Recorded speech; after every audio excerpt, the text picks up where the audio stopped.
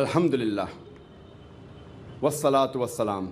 Ala Rasulillah wa ala alihi wa sahbihi ajmain. Amma ba'd. A'udhu billahi minash shaitanir rajim. Bismillahir rahmanir rahim. Ma kana Muhammadun aba ahadim min rijalikum walakin Rasulullah wa khatamun nabiyyin wa kana Allahu bikulli shay'in alima.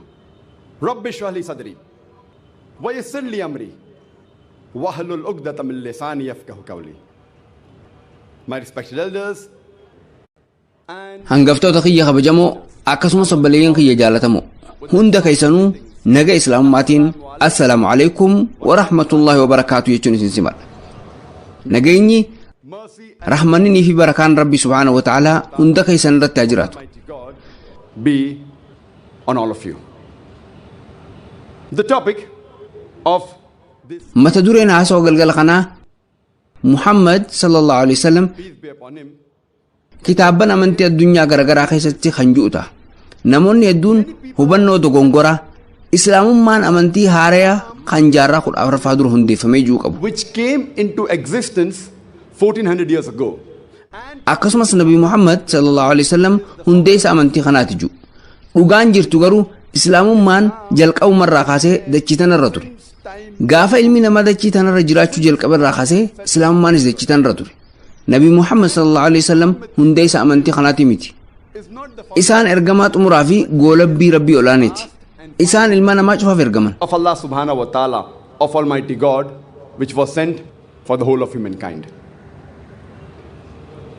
The glorious Quran says in Surah Fatir, Suuraa Faaxir, suuraa 35 aayat 24 irratti وَإِن مِّنْ أُمَّةٍ إِلَّا خَلَا فِيهَا نَذِيرٌ. ummanni tokkolleen kan akeekkachiisaan isaan keessatti hin argamin hin jiru.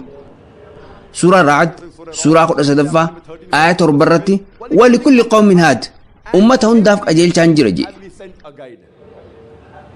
Quraana keessatti maqaan nabiyyoota 25 ibsamee jira. Fakkeenyaaf Aadam, Nuux, Ibraahim, Muusaa, Iisaa, Muhammad hunda isaanii irratti nageenyaa jiraatu. Nabiyyoonni 25 ta'an maqaan isaanii Quraana keessatti ibsamee jira. Rabbi subhaanahu wa ta'ala Quraana keessatti suuraan isaa suuraa 4ffaa aayat 164 irratti akkasumas suuraa Gaafir suuraa 40ffaa aayat 78 irratti akkana jedha. Ergamtoonni seenaa isaanii siif himnee fi kan seenaa isaanii siif hin himiniis erginee jirra.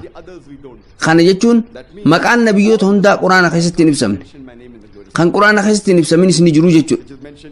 Nabiin keenya jaalatamaan Nabi Muhammad sallallahu alaihi wasallam hadiisa sahihaa kan Mishkaat al-Masaahib mujallada 3ffaa lakkoofsa hadiisaa 5737 irratti Rabbi dachii tanarratti nabiyyoota 100 fi 124 ta'an ergee jiraa jedhan.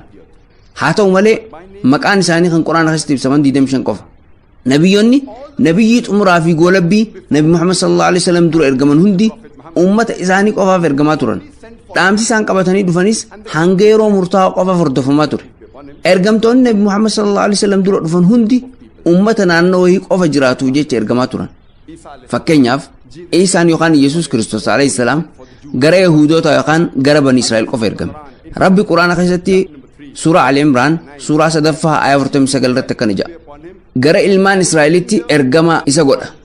Dhaamsi wal fakkaataan suuraa Saf suuraa 61ffaa aayat 6 irratti Yesuus Kiristoos alayhi salaam ummata Israa'elitti an ergamaa godhamee isinitti ergamee jeetti dubbate. Bani Israel, I've been sent as a messenger to you. And this same message is even repeated in the Bible. It's mentioned in the Bible. Macaafa keessattis dhaamsi wal fakkaataan ibsamee jira. Wangeela Maatewos boqonnaa 10 5 and 6. lakkoofsa 6 fi 5 irratti Yesuus Kiristoos barattoota isaatiin akkana jedhe. Karaa warra azaabaa irra hin deeminaa. Azaaba jechuun eenyu faadha? Warra Yahudaan ta'an jechuudha. Warra Hinduu, warra Muslimaa jechuudha. Karaa warra azaabaa irra hin deeminaa. Ganda warra Samaariyaa illee hin seeninaa.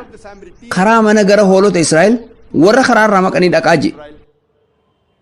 Dhaamsa wal fakkaataa Wangeela Maatewos boqonnaa 15 lakkoofsa 24 irratti ibsameen Yesuus Kiristoos arraba isaatiin angara hoolota mana Israa'el malee hin ergamnee jee dubbate. Kana jechuun akka Quraanaa fi Macaafaatti Yesuus Kiristoos alayhi salaam gara ummata Israa'el qofa ergame jechuudha. Haa ta'u malee Nabi Muhammad sallallahu alaihi wasallam ergamaa xumuraa fi goolabbiiti. For the children of Israel. But Prophet Muhammad, peace be upon him, was the last and final messenger. I started my talk. wayita haasa'u kiyya jalqabu aayaa quraanaa isinii dubbisee ture. sunis suuraa ahzaab suuraa 33 aayaa 40 irratti ما كان محمد أبا أحد من رجالكم ولكن رسول الله وخاتم النبيين وكان الله بكل شيء عليما. muhammad isinirraa abbaa dhiira tokkootis hin taane garuu inni ergamaa rabbiitii fi xumura nabiyyootaa ta'ee jira. rabbiinis waan hunda beekaadha. nabi muhammad sallallahu alaihi wasallam ergamaa rabbii kan xumuraa fi goolabbii waan ta'eef musliimoota qofatti hin ergamne araboota qofaafis hin ergamne. suuraa anbiyaa suuraa 21ffaa aayaa 107 irratti wamaa arsalnaaka illaa rahmatan lilcaalamiin aalama hundaaf rahmata taasifnee malee waan biraatiif sin ergine jee dubbate. The worlds as a mercy to all the creatures, as a mercy to the whole of humanity. rabbi dhaamsa kana suuraa sabaa suuraa 34ffaa aayaa 28 irratti akkana jechuun ibse. وما أرسلناك إلا كافة للناس بشيرا ونذيرا. nuti nama hundaaf walumaa galatti gammachiisaa fi akeekkachiisaa goone malee sin ergine garuu irra hedduun namootaan beekan nabi muhammad sallallahu alaihi wasallam nabiyyi xumuraa fi goolabbii waan ta'aniif isaan boodaan ammoo nabiyyiin biraa yookaan ergamaan biraa waan hin ergamneef ummata arabaa fi muslimaa qofatti hin ergamne isaan ilma namaa cufatti ergaman. nuti musliimoonni quraanni kabajamaan kalaama rabbii ta'uu isaa waan amannuuf akkasumas wahyii xumuraa fi goolabbii ta'uu isaa waan amannuuf waan quraanni nutti himu cufanii fudhanna. akkasumas nabi muhammad sallallahu alaihi wasallam ergamaa xumuraa fi goolabbii ta'uu isaanii amanna. dabalataanis ergamaa ilma namaa cufatti ergaman ta'uu isaanii amanna. haa ta'u malee namoonni musliman ta'in quraanni kalaama rabbiitii dubbii juun fudhatan. kanaafuu nabi muhammad sallallahu alaihi wasallam ergamaa rabbii kan xumuraati akkasumas isaan ilma namaa cufaaf ergaman kan juun fudhatan. sababa kanaaf namoota musliman ta'in amansiisuudhaaf gargaarsaa fi qajeelummaa aayaa quraanaa takkatti fayyadamu. akka namoonni aayaan tun da'awaa namoota musliman ta'in itti godhuuf furtuu ijoodha. rabbi suuraa ali imraan suuraa 3ffaa aayaa 64 irratti تعالوا إلى كلمة سواء بيننا وبينكم. gara dubbii nuuf isin jidduu jirtu kottaa. wayita namoota haala amala garagaraa qaba waliin haasofnu akkuma quraanni nu himetti gara dubbii nuuf isin jidduu jirtu kottaa kan juu fayyadamna. kanaafuu waa'ee nabi muhammad irratti sallallahu alaihi wasallam kitaabban amantii garagaraa maal akka dubbatan haa laallu.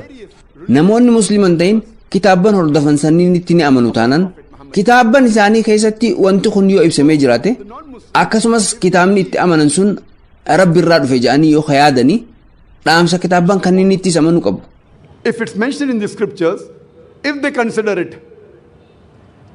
to be the word of God, then they have to even believe in the message of the scriptures. Let us first discuss jalqaba irratti waa'ee nabi muhammad sallallahu alaihi wasallam kan kitaabban amantii hinduu keessatti ibsame haa laallu. kitaabban amantii hinduu bakka gurguddaa lamatti qodamu. shruutii fi simiriitii jaaman. shruutii kanneen jaaman kanneen rabbi irraa buufaman kanneen hubatamuu danda'anii fi kanneen namni dhaga'uu danda'e. akka hayyoota amantii hinduutti shruutiin jecha rabbiiti jaamee amanama. inni kunis bakka lamatti qodama. veedaa fi upanishad jaaman. jecha afaan sanskriit kan veedaa jiru jecha viid irraa argame. beekumsa kabajamaa jechuudha. veedaanis akaakuulee 4 qaba. isaanis rigveed, yajurveed, saamveedii fi atharvaveed. kitaaban veedaa kunniin yoom akka barreeffaman wanti ifatti beekamu hin jiru. garuu akka namicha ariyaa samaa hundeessee kan suwaamii saran sarasvaatii jedhamutti veedaan waggaa biliyoona 1 fi miliyoona 300 dura buufame. haa ta'u malee hayyoonni hinduu hedduun isaanii veedaan umrii waggaa 4,000 qabaa jedhan. kitaabni kun jalqaba biyya kamitti argamee kan jiru hin beekamu. kitaabni kun jalqaba nama kamitti kenname kan jedhamus hin beekamu. shakkiileen gurguddoon akkanaa kunniin kitaaba kanarratti ka'anis arras kitaabni kun jecha rabbiiti jaamee amanama. akkasumas kitaabban amantii hinduu keessaallee kitaaba haalaan amanamaa fi kabajamaadha. kitaabni lammataa ammoo upanishad jaama. maqaan kun jecha saaniskiriit kan uppaa yookaan ammoo dhihoo ni yookaan gad akkasumas shad yookaan taa'uu jedhu irraa argame. walumaa galatti dhihaatanii gad taa'uu jechuudha. wayita barattoonni hayyootatti dhihaatanii taa'uun barumsa irraa baratan upanishad jaama. kunis beekumsa wallaalummaa balleessu jechuudha. upanishaadonni 200 oltu jira jedhama. garuu akka aadaa indiyaatti 108tu jira. kanneen keessaa namoonni garaagaraa bu'uuraalee upanishad jechuun lakkoofsa garaagaraa keessaa filatu. gariin 10 gariin 12 filatu.